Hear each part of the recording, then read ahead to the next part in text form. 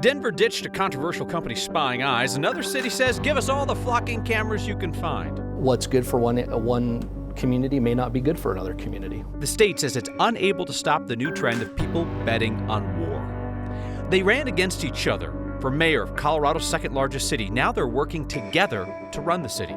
We've worked together, had the opportunity to listen to each other, and I'm hoping it sends the message that we all work together. And high schools that couldn't necessarily afford a robotics team up tonight on Next. As Denver takes out its flock surveillance cameras, other cities in Colorado are proudly adding them. Commerce City is the latest to tell its citizens to get flocked. They would probably prefer I phrase that differently. But anyway, here our Mark Salinger looks at the varying approaches. From inside this room, Commerce City police can have eyes nearly everywhere. Where he can look at the driver and get a photograph and video of who's driving that stolen car. They call it the Real-Time Crime Center. As cities like Denver move away from flocked surveillance cameras, Commerce City is showing off their capabilities. If we're not enhancing public safety in the community, we're not doing our job. Commander Jeremy Jenkins oversees the program. They use license plate readers, drones, and shot spotters to monitor their jurisdiction from inside the police station. We're seeing arrests of auto theft offenders. We are seeing arrests of violent offenders. We are seeing higher apprehension rates in real time. They say it's working. So much so, City Council in Commerce City just approved another $4.5 million contract with Flock over the next 5 years to expand resources. It passed just a week after Denver chose to ditch its relationship with Flock over concerns of data sharing with federal authorities. We do not do any federal sharing of our data. That is one of the restrictions that we can set within Flock. Flock drones launched 391 times in the month of March in Commerce City. Jenkins says they help keep officers safe and get a live picture of what a scene looks like before first responders arrive. I'm proud of the fact that we have a staff in place that's identified what is the best tool for us to use. And if that tool happens to be products that are provided by Flock that allow us to best serve our community, then Flock is the vendor that we will use. And that investment is now worth millions of dollars over the next 5 years. I think the reputation that we want to build here is that we love our community, we want to take care of our community, and if somebody wants to come into our community and victimize one of the members of our community, we're going to do everything in our power to make sure that that person is held accountable. When Denver got rid of flock cameras, they quickly replaced them with a different vendor that does pretty much the exact same type of surveillance. It's not like Denver has done away with all that technology. In fact, police departments like Commerce City say this technology is a game changer in keeping people safe and solving crimes. They say it's here to stay. The flock drones, that's a newer aspect that people might not know as much about. Yeah, and it is literally controlled by an Xbox controller, like literally an Xbox controller, and they can just launch it. They have 4 of them throughout the city, and they just launch wherever it goes. The shot spotter system isn't just for gunshots. It can also listen for car crashes and dispatch a police officer before anybody even calls 911. Oh, that seems highly useful. All right, Mark Salinger, thank you. Thousands of people in Colorado will not be getting SNAP benefits next month as policy disqualifies most non-citizens from getting the food benefits. This will be the last month that SNAP benefit payments will go out to refugees, asylees, and parolees. Again, these are folks who are in the country legally under those statuses, but they no longer qualify for food assistance under President Trump's domestic policy bill. Legal permanent residents and immigrants from certain countries like Cuba and Haiti will still qualify. The state of Colorado estimates the policy change will impact as many as 9,000 people across the state, 5,000 of them concentrated in Denver and Arapahoe County. When President Trump threatened to take an entire civilization off the map this week, a lot of people were pretty terrified about the thought of what that might entail. You know who loved it? The people betting on the ceasefire moments before it happened on prediction markets paid out big. Our Spencer Soyser explains why it was able to happen and why the state says it can't stop people from betting on war. Even the most depraved gambler you know may not be willing to bet on war. It's the Wild West a little bit. But just moments before President Trump announced a ceasefire this week, the AP reports at least 50 brand new Polymarket accounts placed substantial bets on it. We can see the size of the bets.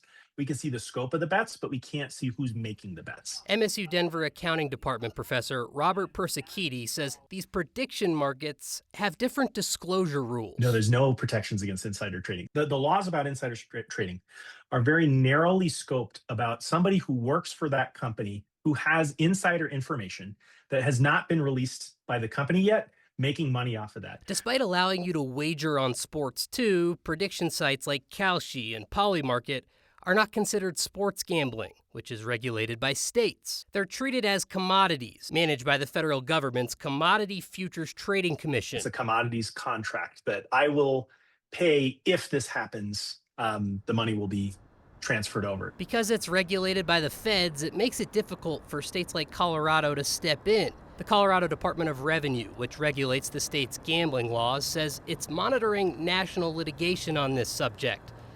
And betting on war? Democratic Senator John Hickenlooper has proposed a law to ban it. And Democratic Governor Jared Polis's office says the governor wants legislation on this too. The big fear is that the commodities market, that the bet is causing the thing to happen. That because there's so much money on the line, that is pushing us in this direction. And there's not a lot of controls and not a lot of regulations about what is and is not allowed. The governor's office said he was horrified at the thought of people betting on the death of Iran's supreme leader. Massachusetts successfully challenged prediction markets in courts earlier this year, with a judge ordering Kalshi to stop sports-style bets without a state license, and that's technically something that the state could control, Kyle. How about Attorney General Phil Weiser? He'll sue anything that moves. Yeah, we've seen that a lot with the Trump administration. Ask them today if they're looking into this, any investigations or whatnot. No confirmation, no denial on that. All right, Spencer Soisher, thank you. Colorado's second highest court is upholding the state's right to restrict local governments from cooperating with ICE. This is a big L for Douglas County's Republican leaders who wanted to help with President Trump's mass deportations. This legal battle started back in 2024 when a handful of conservative counties and their sheriffs sued to challenge a state law that prohibits local law enforcement from detaining somebody based solely on immigration status. The counties argued that federal law superseded state law, and Colorado couldn't stop them from voluntarily working with ICE. A district court sided with the state in 2024. Douglas County appealed, again arguing the state legislature can't interfere with the county's local authority to cooperate with ICE. And today the state appeals court said, quote, "The county is mistaken." Snowplow drivers facing charges for careless driving for that deadly crash that involved the plow and 3 other vehicles, including a van carrying a youth hockey team from California. This happened back in January, I-70 in Clear Creek County. Colorado State Patrol says the driver of the snowplow, Colton Weedman, lost control, went through the median, caused 2 cars to crash, and then hit that hockey van, which rolled down an embankment. The driver of the van, the dad of one of the players, died. 8 other people in the van were hurt. Weedman's now facing 3 misdemeanor charges, including careless driving, causing death. Our next conversation tonight is with political rivals turned allies. 3 years ago, Yemi Mobolade made national headlines out of Colorado Springs when that unaffiliated candidate easily beat Republican former Secretary of State Wayne Williams in their race for mayor, a race in that traditionally conservative city. Well, now Mobolade is hiring Williams to be his right-hand man, the mayor's chief of staff. They sat down with me for an exclusive conversation about the message that they hope their cooperation will send. Wayne and I were once rivals in the mayoral campaign of 2023, but since then, our relationship has grown. To his credit, he came to my watch party, and that doesn't happen anymore. That was a striking moment. Yeah, I mean, it left an impression on me. I decided to go over, and there were a few people that looked a little surprised that the other candidate was walking in. But I went up and congratulated him because that's, I think, what our community needed. You're not bringing him on to close ranks against a challenge next year for re-election, are you? No, that is not the intent. I still have a year left in my current administration. I've made a lot of bold promises. We've delivered on many of them. Wayne is coming to not even just work for me and to get us to the finish line, but truly to work for the city. And when we talk about a city like Colorado Springs, most of our issues aren't dealing with the partisan issues that get in the gridlock in DC and even in Denver at the legislature, but instead you see people working together we all want good parks, we all want roads that are safe, we all want public safety, we want police and fire. And Kyle, I don't know, you've been a reporter for a while. Have you ever interviewed someone who said, well, when the fire department showed up, I wanted to know their political affiliation, right? That's not what we do. Water on the fire. We care about results, and that's what local government specializes in, and that's why it's exciting for me to step into this role. I hear mutual respect. Right. It seems like you've come to like each other. Trust is a different thing, Right. though. Right. How did you develop the trust to do this? And yes, we have developed trust over time, and I'll be honest, we're still developing it because we have not worked together. So we're stepping into a new phase of our friendship of trust, and both of us have to work on that. Doesn't mean there is not going to be some conflict as we try to establish this working relationship, but I am confident that that's something that we can work through together. In our full 17-minute conversation, we also discuss how rivals have worked together throughout American history and whether it could happen elsewhere in Colorado politics. You can see that full interview on the next YouTube channel and on 9news.com. Lake Powell ain't looking so hot this year. Colorado's worried the feds will come looking for water here. There are some students in some schools that would love to do a program like this, and it's just not an option. A new idea helps schools that can't afford their own robotics team get their hands on the technology. That's next.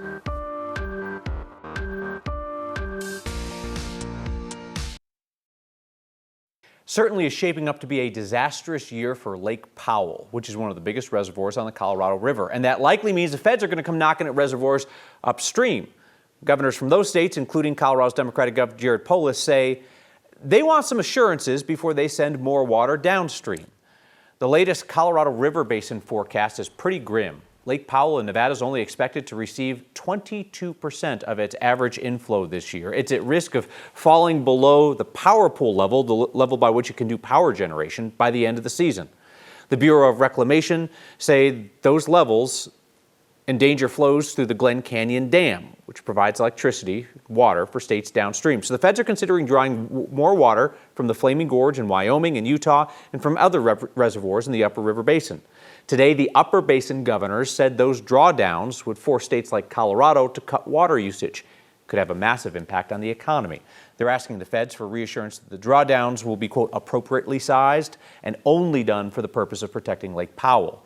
And they also want reassurance that the Upper Basin states will get their water back eventually. Meteorologist Chris Bianchi, hot month.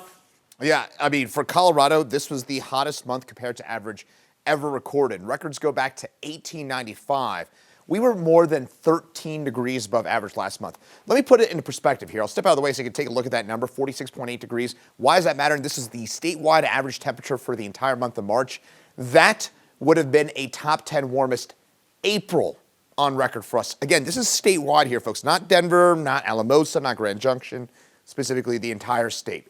A truly stunning number in terms of just how wildly warm it was last month. Now, today, 73 in Denver. Still warm, but not, of course, as hot as was, especially for the second half of last month. 50s, 60s, and 70s in the mountains. Radar, been a little bit busy. For my friends up in Boulder and Broomfield, you've had your first storm of the season, a few claps of thunder, a few raindrops up there. That storm has kind of fizzled on out as it's moved into the North Metro area. Still seeing a few showers, maybe a clap of thunder out there by Bar Lake and down through Commerce City, but we're pretty much done with the rain from that storm that moved through Boulder about an hour ago. Still, the chance we get a few more showers over the next couple of hours as we get a weak cold front that drops away through northern Colorado. That'll bring, again, a few more showers and maybe a few more claps of thunder across the eastern plains, way up there above 10,000 feet. A little bit of snow activity up on the Rampart Range, as well as through the Gores and Mosquitoes. But then tomorrow we'll get another push of showers tomorrow afternoon and tomorrow evening with a few more claps of thunder. And tomorrow's a bit cloudier and cooler overall. And then we'll do it again on Saturday before we dry out for Sunday and Monday. So temperatures going to be on the warm side for both days this weekend. Highest chance for rain will be tomorrow and Saturday. And then looking promising that Tuesday night and Wednesday morning, hopefully we'll get some more rain into the picture here. And we'll keep you posted on that storm. That one looks a little bit colder, could bring some mountain snow as well. But temperatures mostly in the 60s and 70s over the next few days. Keep in mind our average high this time of year is in the low 60s in Denver. We get ideas from people who come from all different backgrounds, and really everybody's so different. A community-based robotics team is extending a bionic hand up to students from all over town who just want to explore STEM. If you want to explore this program in the stream, you can find us there 6 p.m. weeknights on 9 News Plus, always free to watch there. And next is a podcast. It's like the show, but you can't see me.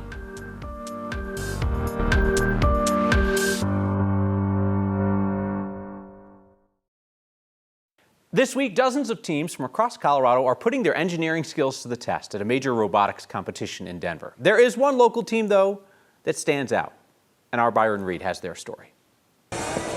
Competition requires preparation. Basically, we're just setting up and waiting for the match to start. But for 17-year-old Haley Philp, Okay. getting ready for today's event was unimaginable. There's some pre-match anxiety, but I have faith in our team. Philp is part of the Denbot robotics team, Denver's first community-based high school robotics team, created to give access to students across the metro area.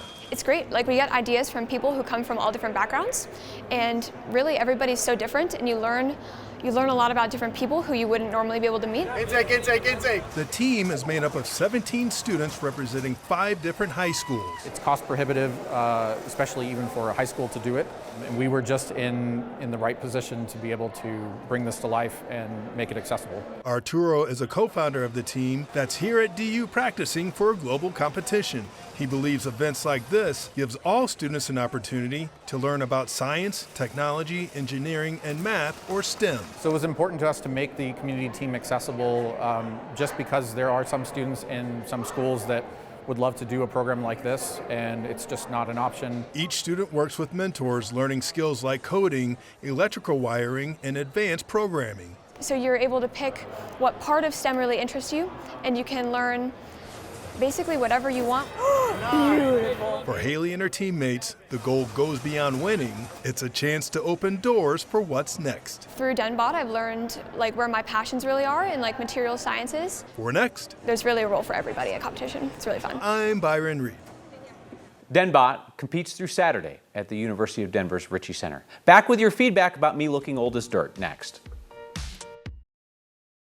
Feedback from Carol Ann. Kyle, you made an otherwise very stressful week lighthearted at the end of it with your comment that Attorney General Phil Weiser will sue anything that moves. Carol Ann says, I have great respect for the Attorney General and his tireless efforts to protect the people of Colorado, but that comment made with such a straight face had me laughing out loud. Well, that's the Botox, Carol. Bill writes, your beard makes you look 10 years older. That got us talking here during the program, because, right, I feel like I'm sure the same for women, but speaking for guys, there is an age where you keep trying to look younger, right, or older rather. There's an age where you keep trying to look older, and then it flips, and then you try to look younger. And what is that age for men? So I asked the team. Chris Bianchi says it's 30 when men are trying to look younger. Spencer Soysher, our producer Mallory, Mark Salinger say that age is 35. Our former producer, Marissa, you remember she used to bring out the feedback? She said 37. That's oddly specific. Our technical director, Cyrus, and Marilyn, who brings out feedback, say 40. Marshall Salinger says men don't try to look younger until they're 50. 50? Marshall,